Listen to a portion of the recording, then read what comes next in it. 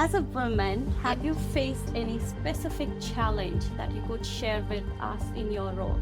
A whole variety of reasons that maybe that's not the perception of the role of what people envisage. But to me, you should always be true to yourself. Can I say councillors are politicians? I would say a politician is a member of a government and they are elected. I'm a councillor, I was elected, but I think if you were being honest, you're definitely a politician too. And with the social media that's around, I think it's really important. And incredibly hard, because I think social media and all of those things it's not reality. Can you share an early life challenge that has shaped you as a person? When I was at school,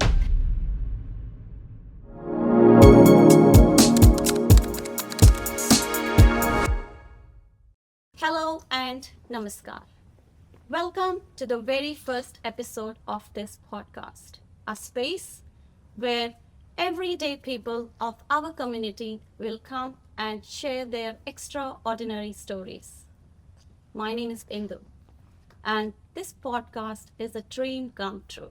This is a journey we will begin together, and I want each episode to feel like a heartfelt conversation, honest, open, and inspiring. Together, we will explore the paths our guests have walked, the challenges that they have faced, and the strengths that have carried them through. If you enjoyed today's episode, please share it with a friend, subscribe it, and follow us on the social media. And I would love to hear your feedback and suggestions for our future episodes. Now, let's dive into our today's topic, community service. And I'm thrilled and excited to introduce our very first guest. It's very rare to put someone instantly at ease when you meet with them through first interactions. But our today's guest is one of those people. When you interact with her, she radiates kindness. When you interact with her, her empathetic nature will come through the conversations. Always approachable. Many of you will have experienced this firsthand when interacting with her. She's a dedicated Wyndham Councillor, and on a personal note, she recently celebrated 26 years of partnership with her husband, Christopher, and she's a proud mother of two beautiful girls, Kathleen and Libby. Let's welcome Susan McIntyre. Welcome, Susan. Thank you very much, and thank you for that lovely welcome. I feel very humble. for that lovely welcome. Thank you. Before I start, Susan, I want to say thank you so much for believing in me and for believing in my dream. So thank you. Not at all. Your enthusiasm and your passion for the project, I think, shines through. Thank you. Everyone knows you are a dedicated Wyndham Councillor. Your key role has been into multiple initiatives that have transformed our neighborhood. But today, we want to hear your story as an individual. We want you to share your journey with us. Let's start from the beginning. You were born in England. Mm-hmm. What inspired you to leave England and come to Australia, and that to Victoria? So my husband's Scottish, so we were living in Scotland at the time, and he got offered a job to live in Australia, and it was a place that he'd been. He'd gone around the world. He always loved Australia. And we thought, why not take those opportunities? So that's why we came, and the job offer was in Victoria, around Melbourne. So that's why we headed here and been a Point Cook ever since. Fantastic. In simple words, what does councillors do? So really they're involved in the decision making process and represent the views and the interests of the community. So the community you represent. So we would take an oath that you act in the best interests of the people of Wyndham.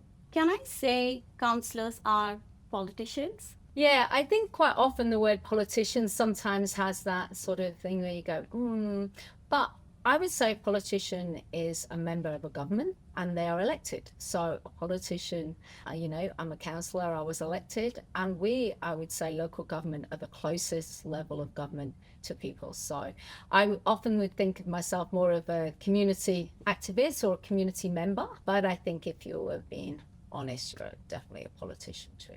To councillors out. Thank you for that.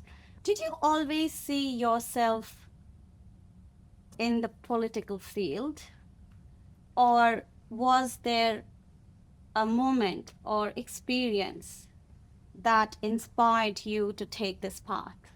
So no, I never sort of thought of myself as being like, people ask me in the UK, so I've been here now for 14 years, so obviously most of my life I wasn't here, and I've never been involved in politics before. So to me, it's when you get involved in the community and you get involved in doing things. So I was involved in things like the painting Palms Road Sound Wall, pop-up park, and you look and you say, how would you like things maybe different?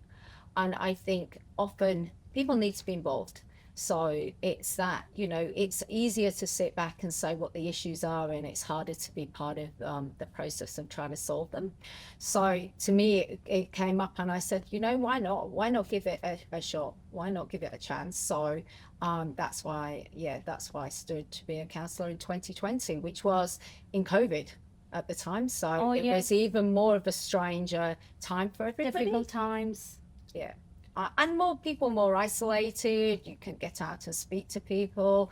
There was, your 5Ks, your 10Ks, how far you could walk and drop things off, lots of different things. So, but I just thought, why not? Why not give it a go? Thank you. We will delve into challenges later, but can you share an early life challenge that has shaped you as a person, the person that you are today? Yeah, so I think there's many sort of challenges. So I think probably one, when I was at school and we did our careers advisor. So we had a careers advisor came to school when you were 16. So in the UK, they do exams at a slightly different time than here, 16 and 18.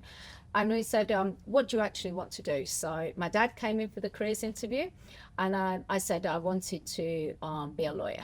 And we asked a lawyer. So wow. I'm qualified as a lawyer. So at that point, I said I wanted to be a lawyer. And my dad was with me. And we sort of said the question. We said, where should we go? Well, my dad said, what's the best universities to go to? And the career advisor at that point said, Cambridge. Cambridge is the best one. But he said, we're not really talking about that for you.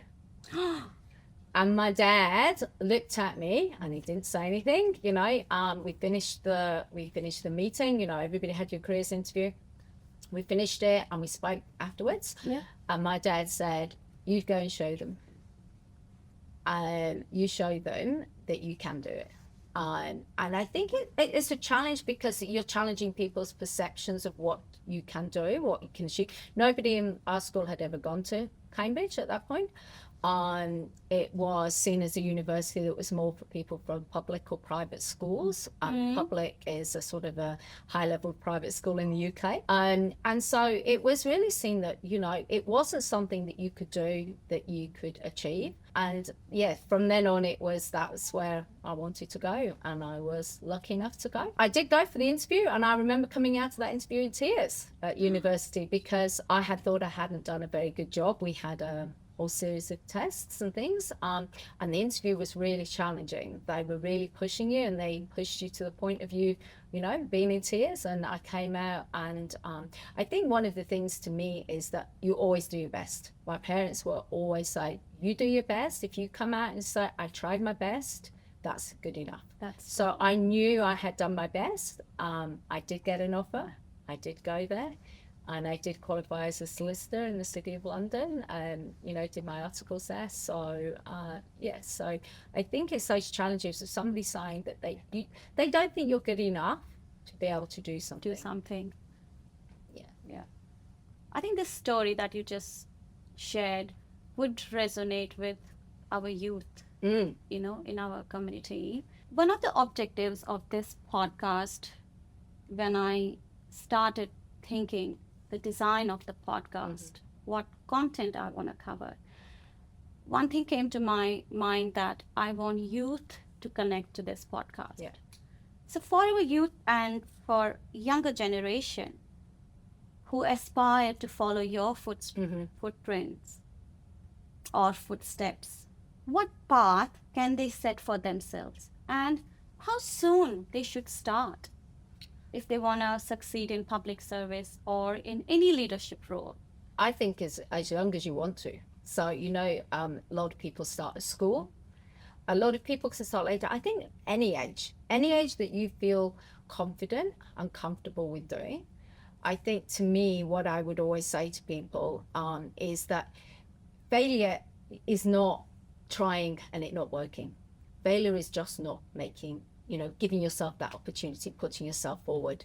And I would say, when you look at all those amazing people in history that have done some amazing things, they often try and fail, but they keep trying, that resilience. So I think, and I always remember, you're talking about youth, but if you look at the end of life for a lot of people, you say, what do you think and what do you remember? And you don't sort of think about, you should sort of think about spending more time at work, wherever you think of those opportunities maybe that you missed and that you didn't take. And I think for young people, I think when you're younger as well, they can be more resilient. So take those opportunities, take those risks, because you never know. You never know. Yeah, that's true. Let's go into vibrant culture and diverse community of our community that we have here. Is there anything specific to English culture that you continue to follow here, or something that you would love your children to continue to follow? So we normally try and have a Sunday evening meal together. Is that special? Which is usually roast, but sometimes every so often the roast dinner is in English, and it's probably not as hot as here, usually even in summer. So then maybe go, can we have something different? So I think it's sort of getting us all together on a Sunday at the end of the week. That's what we try and do.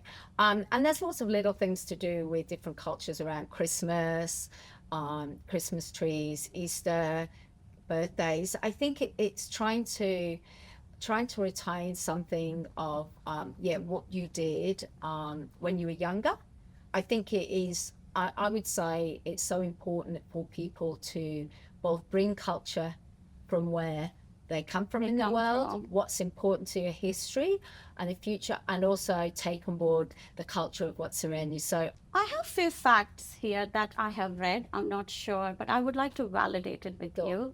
Is it true that Point Cook is the topmost diverse multicultural suburb, not only in Victoria, but in Australia? The whole of Australia, yes. With residents over 146 different countries are living here who have made Point Cook their home. Yeah. Is it true? It is amazing, isn't it? It's so that was in the census. Actually. Absolutely. In this 2021 census, absolutely different. So because in the census you say what is your ethnicity, what do you resonate with? But I often say, I don't know about you, but I often say, I know on my street, or I know on other people's streets, people are just from all around the world.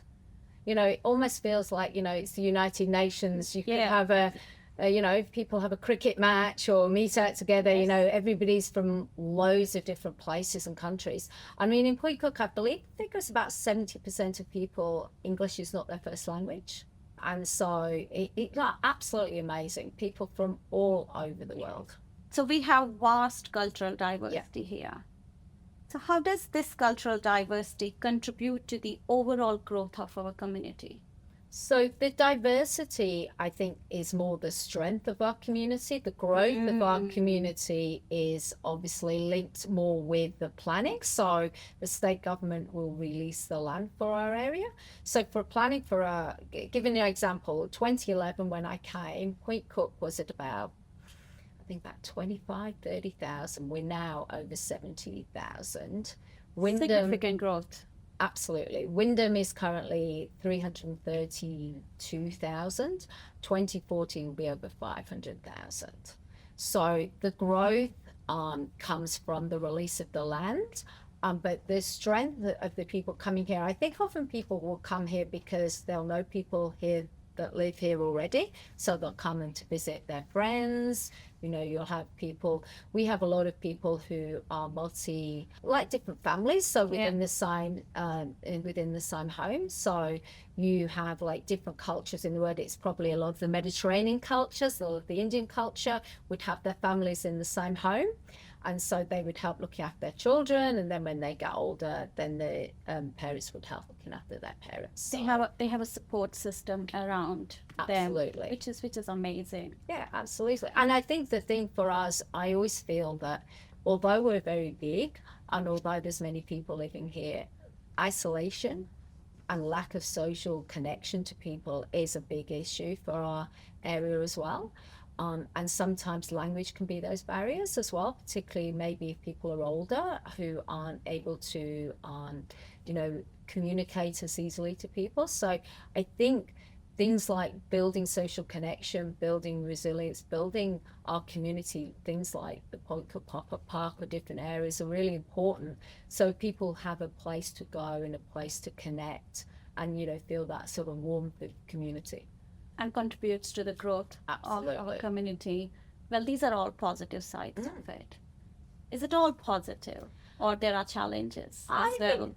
I think there's challenges. There is. I think we need more infrastructure, so that definitely is a challenge. When you have the growth, you need the infrastructure, and I think sometimes when you don't have that infrastructure, then it makes people say, "Oh, why haven't we got that? Why have we got lots of people here? What is that, and how is that impacting on people's ability to live?" And you would only need to go on some of our roads, some of our lack of public transport, different things like that. And then I think people, when you have that massive growth, I think people feel very uncertain, and they go back to that, nostalgia. And I think it's harder to me when people speak in lots of different languages, it's harder then to communicate. And I think I always remember when I first came, in the UK, it's different, the types of government. Yeah. So we only have 2 types of government there. You have your national and local.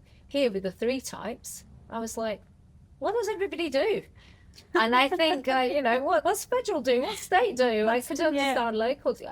But I think the challenge is then is people to know how important their voice is and who to reach out to. At what time, for what needs. Absolutely. Who are responsible for the buses? Who's responsible for the schools? Who do I reach out to if there's a problem with a visa? Those are all the questions that I would say myself and other councillors get, because we're there, we go to, I think last term I went to over 1,000 events. Yeah. So you're there and people will ask you, but they're probably quite surprised often when you say who actually is. That's not your role.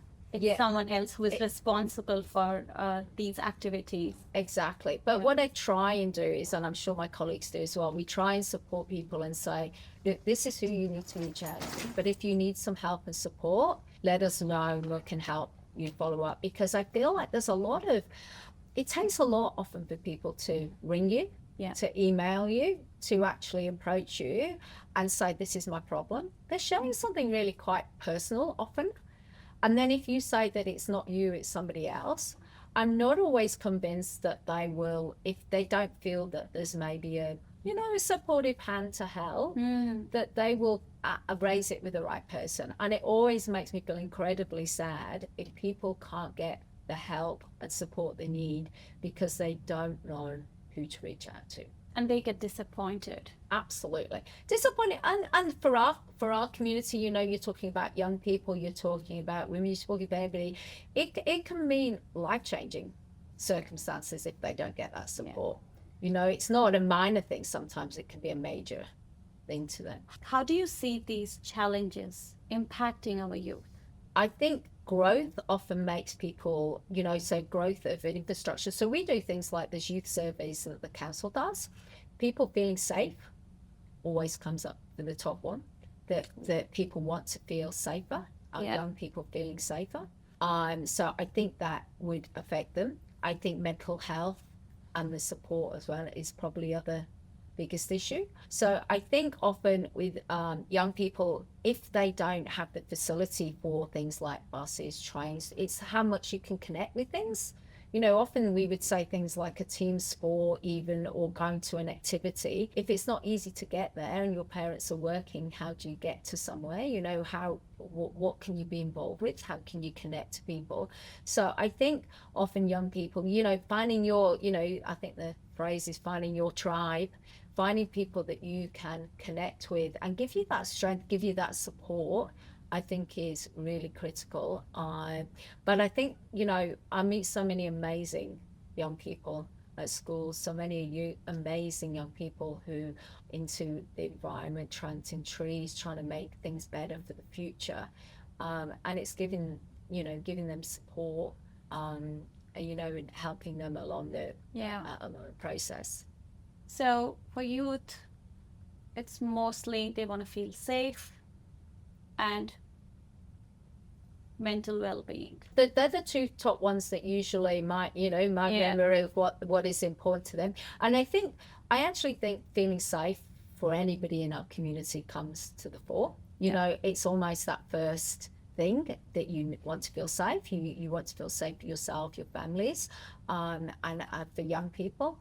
And then it's looking at what does those opportunities, education, as well, and that support. I mean, I always think here as well, there's so many avenues now. It doesn't have to, I think, well, I would say probably when I was younger, it always used to be to get on, you would have to go to university. That was the way to, you know, have a good living and all that. So I think now there's so many different opportunities, so many vocational subjects. You know, if you're a plumber, an electrician, some of those roles like have an amazing opportunities. So can you help us understanding what does it mean when we hear Australia is getting old?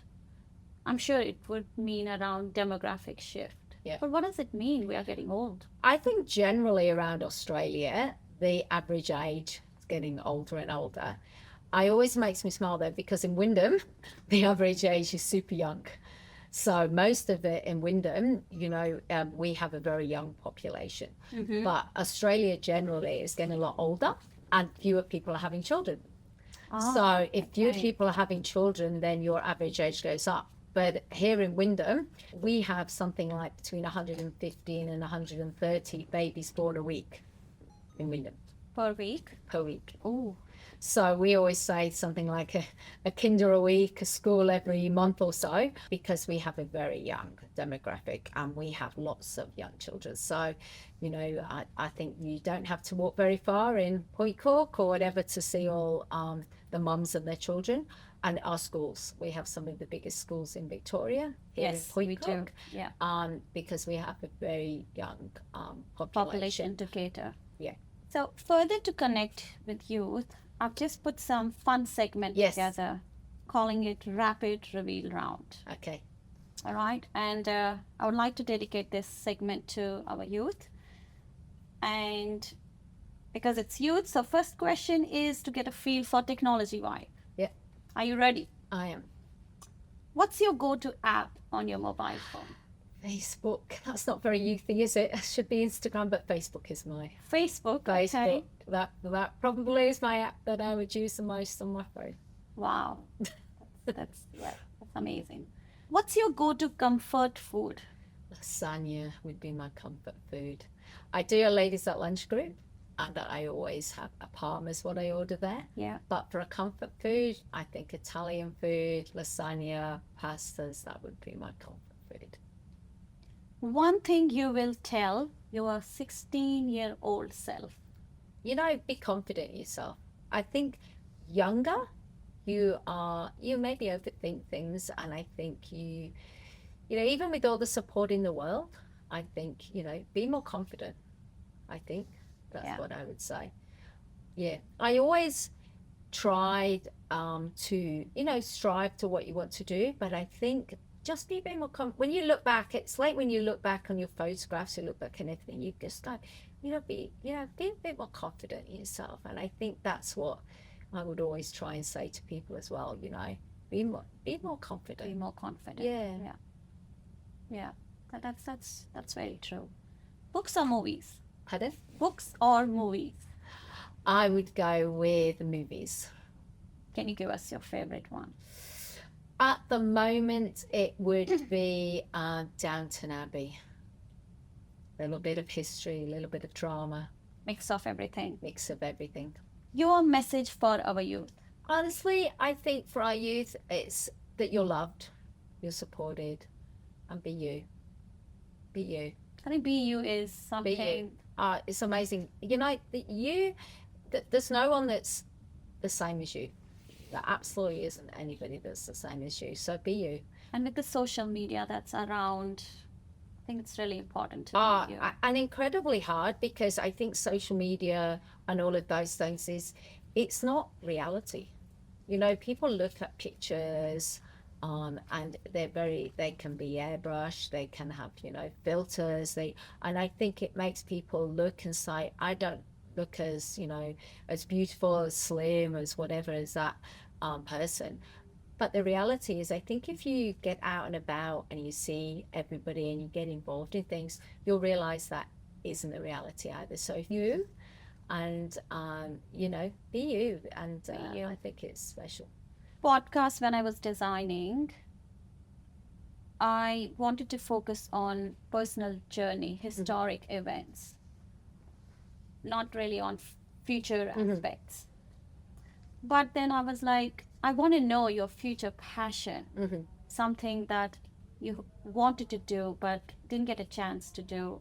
Like, I always wanted to create this podcast, and here I am doing it. Yeah, amazing. Is there anything that you always wanted to do and you will do it?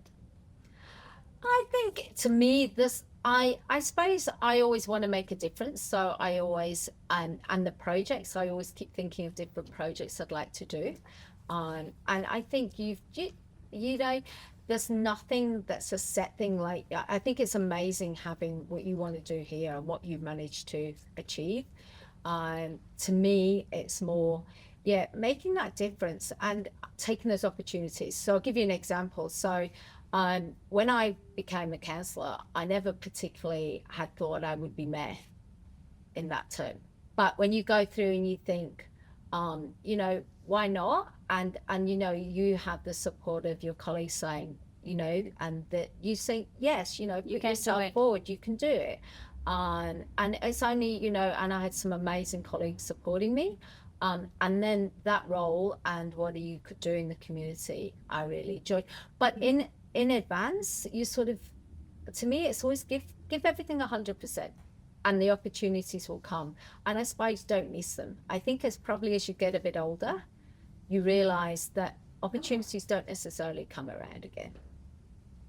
You have to grab them when they come to you. Absolutely. And you know, one of the things I would say is a lot of people that have come before me have given me the ability to be in the position that I'm in.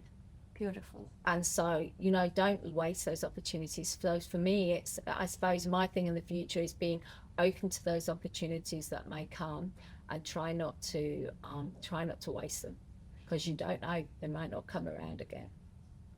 With that note, Susan, one word that describes you. I would go with friendly. Friendly. Yeah. That's beautiful. Thank you. Thank you, Susan, for your time today. And we are wrapping up now. With this friendly note, I would like to thank Susan for her time and for sharing her story. Thank you, Susan. And as we wrap up, I encourage everyone out there to share your stories, because you never know that your story can become inspiration for others. And we'll see you in the next episode. Thank you. Bye. Namaskar.